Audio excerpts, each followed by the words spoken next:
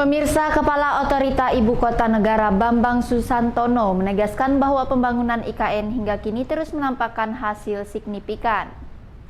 Pembangunan tahap 1 secara keseluruhan telah mencapai 71,47% dengan total investasi mencapai 47,5 triliun rupiah. Kemajuan pembangunan tahap 1 antara lain, pembangunan Bendungan Sepaku Semoy sudah mencapai 100%. Pembangunan Sumbu Kebangsaan fase 1 telah mencapai 96,41% dan pembangunan Istana Presiden beserta lapangan upacara mencapai 54,07%.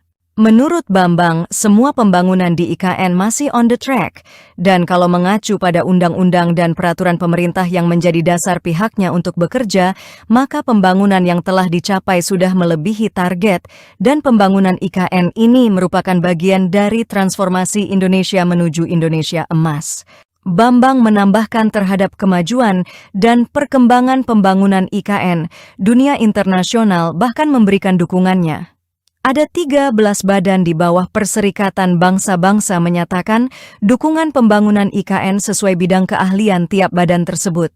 Hingga kini, total investasi setelah dilakukan groundbreaking tahap 1 hingga 4 sudah mencapai 47,5 triliun rupiah.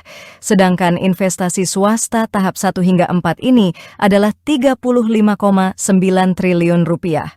Dengan adanya groundbreaking tentu menunjukkan keseriusan pemerintah kepada para investor dalam membangun Ibu Kota Nusantara. Pada kesempatan tersebut, Bambang juga mengungkapkan keseriusan pemerintah menjadikan Penajem Pasir Utara, lokasi utama IKN, sebagai kota yang tidak hanya layak huni, namun juga berkonsep pembangunan yang modern dan ramah lingkungan. Salah satu yang diseriusi pengembangannya adalah IKN sebagai Sponge City atau kota busa. Dunia internasional mengapresiasi IKN dengan berbagai fitur modern dan berstandar internasional. Kota dengan konsep ini memanfaatkan sumber daya airnya dengan pengelolaan yang inovatif dan berkelanjutan. Kota ini akan mampu menyerap, menyimpan, dan mengelola air hujan secara efektif sehingga menjadi penting di era perubahan iklim. Salah satu tujuannya adalah mengurangi risiko banjir, meningkatkan kualitas air, dan mempromosikan penggunaan sumber daya air yang bijaksana dalam lingkungan perkotaan. Kota dengan konsep ini hanya ada beberapa di dunia. Forest City juga jadi sesuatu yang baru yang akan dilakukan di IKN. Bambang mengatakan, ini tidak akan selesai dalam 5 tahun, jadi pemerintah ingin membuat semuanya terukur. Jadi harus konsisten, perencanaannya harus benar-benar kelas dunia.